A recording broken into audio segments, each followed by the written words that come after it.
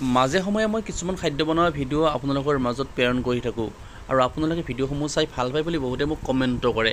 আজিৰ ভিডিঅ'টোও কিছু ব্যতিক্ৰম, গতিকে আজি মই বনাবলৈকে বিচাৰিছোঁ যে মাছৰ শুকান ভাজি মানে ফিছ ড্ৰাই ফ্ৰাই।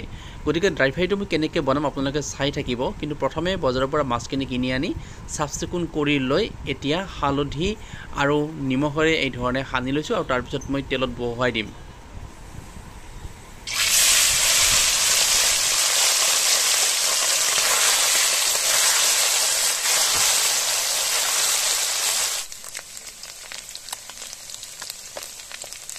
এই যিখিনি মাছ আপোনালোকে ফ্ৰাই কৰি থকা দেখা পাইছে, এই মাছখিনি সম্পূৰ্ণ নিভাজ মাছ। ইয়াত কোনো ধৰণৰ বেজি মৰা বা মেডিচিন মৰা বা কোনো ধৰণৰ ইয়াতে ইউৰিয়া মৰা মাছ নহয়। এয়া সম্পূৰ্ণৰূপে বাৰিষাৰ মাছ আৰু খাবলৈকে বৰ্তমান ৰখা হৈছে। আৰু এতিয়া মই এনেকৈ ফ্ৰাই কৰি আছোঁ আৰু এইখিনি বৰ্তমান ফ্ৰাই কৰি ৰখা হৈছে। আৰু এয়া হ'ল গোলনেমু, জলকীয়া, পিঁয়াজ। কি পদ্ধতিৰে আজি মই বনাই খাম আজিৰ নিশাৰ সাজটো, গতিকে আপোনালোকক মই দেখুৱাই আছোঁ। ভিডিঅ'টো একেবাৰে শেষলৈকে চাই থাকিব। আৰু গোলনেমু মই কিয় দিম মাছত, মই সেই কথাখিনি আপোনালোকক মই পিছত কৈ আছোঁ।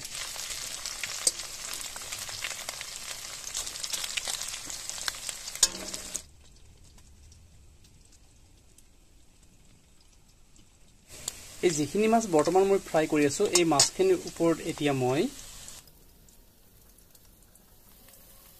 পিঁয়াজখিনিৰ ওপৰত মই দি দিছোঁ। এয়া মই পিঁয়াজ ওপৰত দি দিলোঁ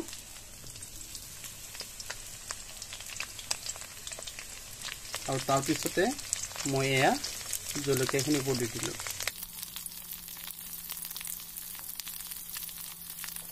মই মাছকেইটা লৰাই দিওঁ।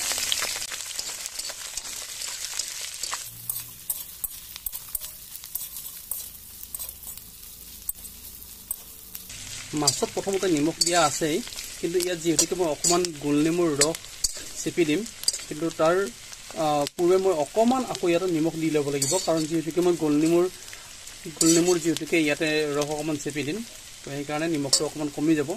অকণমান নিমখ দি দিম এতিয়া।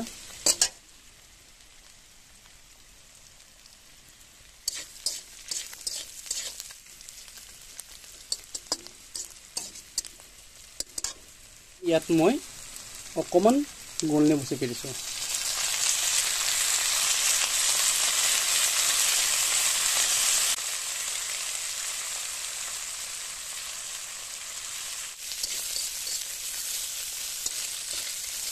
ইয়াত যে গোলনেমুৰ ৰস অকণমান মই ইয়াত চেপি দিছোঁ, চেপি দিয়াৰ কাৰণ এইটোৱে যে আমি যেতিয়া ড্ৰাই ফ্ৰাই বেছিকৈ খাবলৈকে চেষ্টা কৰিম বা মাছৰ যিটো ভাজি, শুকান ভাজি খাবলৈকে চেষ্টা কৰিম, তেতিয়া যিসমূহৰ গেষ্ট্ৰিকৰ প্ৰব্লেম বেছিকৈ আছে তেখেতসকলৰ কাৰণে যথেষ্ট ক্ষতি হয়। আৰু যদি আমি গোলনেমুৰ ৰস অকণমান ইয়াতে বা আমাৰ কাজি নেমু হ'লেও হ'ব, ৰস অকণমান যদি আমি ইয়াতে চেপি দিব পাৰোঁ, তেতিয়াহ'লে কিন্তু কি হয়, যিটো আমাৰ গেছৰ প্ৰব্লেম থাকে সেই প্ৰব্লেমটো এই মাছটো খোৱাৰ পিছত সেই প্ৰব্লেমটো নহয়। গতিকে আপোনালোকে যদি এনেকৈ ড্ৰাই ফ্ৰাই খাবলৈকে মন আছে, এই ধৰণে পিঁয়াজ দিয়াৰ পিছত বা জলকীয়া দিয়াৰ পাছত কিছুমানে ৰহুন দিও ভাল পায়, কিন্তু এই ধৰণে অকণমান যদি আপোনালোকে ইয়াতে চেপি দিয়ে, গোলনেমুৰ ৰস অকণমান চেপি দিয়ে বা কাজি নেমুৰ ৰস চেপি দিয়ে, তেতিয়াহ'লে খোৱাৰ উৎকৃষ্ট মানে একেবাৰে উপযোগী হ'ব। গতিকে আপোনালোকে খাই যাব পাৰে, তেতিয়াহ'লে আপোনালোকৰ যিটো গেছৰ প্ৰব্লেম, সেই গেছৰ প্ৰব্লেমটো সেইদিনাখনে অন্তত এই মাছটো খোৱাৰ পিছত নহয়।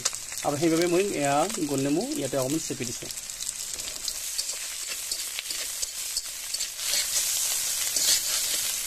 সম্পূৰ্ণ খোৱাৰ উপযোগী এতিয়া হৈছে, হৈ গ'ল। এতিয়া খোৱাৰ উপযোগী হৈ গ'ল। বন্ধুসকল, আজি মোৰ এই ভিডিঅ'টো চাই আপোনালোকে কেনেকুৱা পালে মোক জনাব। যে প্ৰতিদিনে মই যি খাদ্য বনাই আছোঁ, তাৰে মই কিছু বনোৱা পদ্ধতিবিলাক মই আপোনালোকক দেখুৱাই আছোঁ। আচলতে নিজে বনাই তেনেকৈ খাই ভাল পাওঁ, আৰু সেই বনোৱাখিনিকে মই আপোনালোকক কি ধৰণে বনাওঁ সেইখিনি মই দেখুৱাই আছোঁ।